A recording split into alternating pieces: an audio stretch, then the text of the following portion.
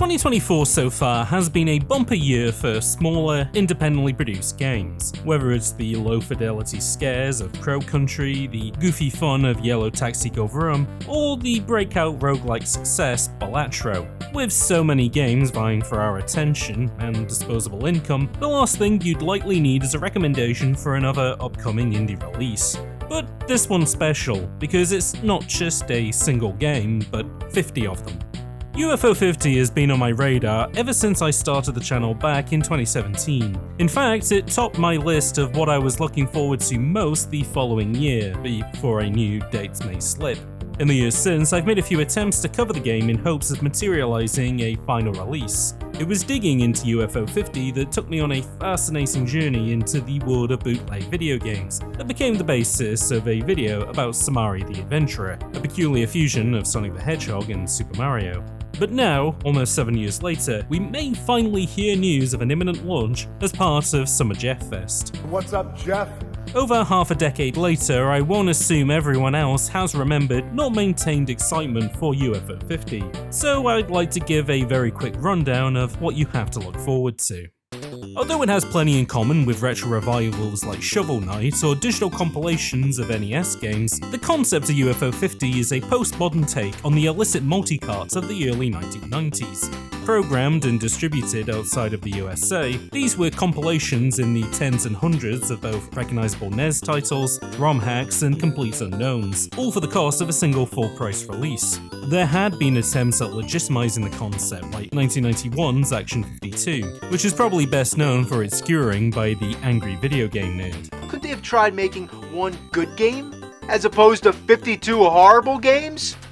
Although an intriguing sales pitch, technical hiccups, pesky bugs, and games that barely met the era's already lackluster standards of quality brought down what could have been a cross-cultural hit. You could assume that UFO50 is a crass opportunity for its developers to take a laid-back approach to games development, recreating expected multi-cart titles from that time, warts and all, as some kind of meta-humor, similar to how WarioWare's 8-second microgames reflect Wario's quantity over quality mandate. But what makes the concept of UFO50 so thrilling is the developers intend to ensure these games don't just capture the essence of the era, but also make sure they're legitimately good. It helps that this multi-game compilation has been spearheaded by independent heavyweights like Derek Yu, the creator of Spelunky. Although I was too young to appreciate the era of the NES, I have a soft spot for its games due to their often accessible and arcade design that came about from the restrictive technology of the time. Independent developers today have capitalized on this ethos by using their limited resources to make smaller, tightly focused games that too allow for quicker onboarding and plenty of replayability. But as an appetite for bigger games increases, the most successful indie projects are ones that incorporate genres like roguelike and Metroidvania to extend smaller experiences. UFO50 has taken a different track. Rather than artificially extending an idea, instead it can be allowed to exist at its most simple and satisfactory point. The value instead is its inclusion alongside other, smaller experiences. There isn't a lot of information out there yet on what games are included, but some tidbits have been released over the years. In addition to expected genres of the era, like brawlers and platform games, UFO50 throws in some curveballs, including real-time strategies, point-and-click adventure games, and unique puzzle and sports games built on entirely new concepts. Not all ideas are just arcade experiences either, as UFO50 even boasts a full-blown JRPG. What has me most excited is seeing how genres and concepts I take for granted today will be adapted to what I assume is the same simple control schemes and graphical fidelity of the NES era. After all, how is a point-and-click going to work if your mouse is a D-pad? There's also the fun of the unknown, and all the games included we won't know about until UFO50's final release.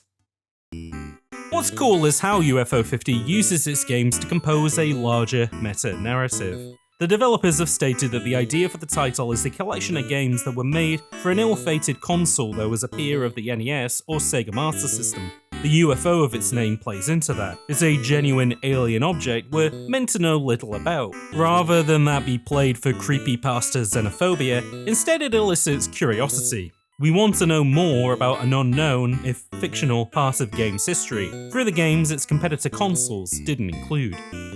Although it hasn't been confirmed whether all 50 titles are unlocked at once, they were designed within the meta-narrative to have come out across the entire lifespan of that imaginary console. The earliest games are simple both in mechanics and graphics, and as you progress through the collection they become more intricate, mirroring the evolution of gaming technology and changing tastes. Some of these fictional developers chased new trends, whilst others boldly ventured into uncharted territory.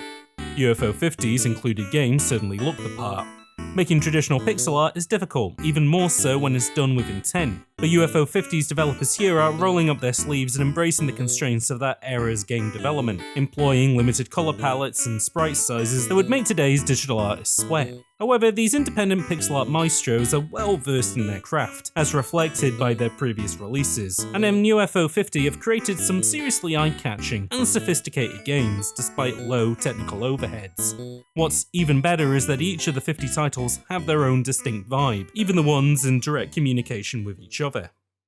Although UFO50 is ultimately historical fiction, it could achieve a similar feat to compilations of older games released either as digital museums or physical toys like the NES Mini. They tell meta-stories about how and why these games were made, informed by tech, trends, glitches, and unexpected code. They also tell us about the people who compiled these collections. Unable to collate every single release, instead, what games they choose for inclusion ends up telling us about their own identity and tastes, similar to a great mixtape.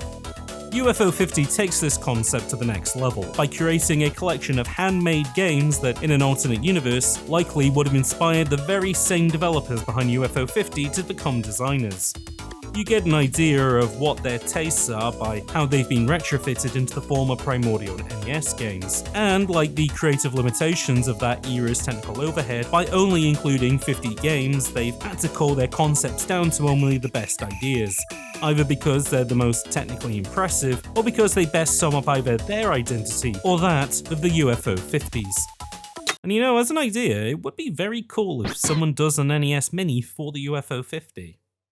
In a year marked by independent releases that went through extensive incubation periods before widespread acclaim, UFO50 is another game that's gone through similar rumination before it can finally present itself fully baked. I hope that, like how the fictionalized UFO50 looks to tell a story about years of games development through its released games, we may get to play with the threads of how the concept of UFO50 changed from its initial conception back in 2017 to a final release in 2024. Which mini-games had been developed early on in the project close to those initial conceptions? Which titles did they begin developing when new programmers or artists came on board with their own unique tastes? And which games broke their established rules to make final release? Fortunately, we may not have to wait much longer to find out. After so many years, I'm as excited as I was in 2017 to try it. As I've slowly figured out the identity of this channel, curating games old and new, it's only made me appreciate what the developers behind UFO50 are doing with it. I just hope that maybe some of my enthusiasm has rubbed off, and you too are keen to explore the unknown history and games of a fictional 80s era NES competitor. Let me know your thoughts. I'm James, and I'll see you all in the next upload.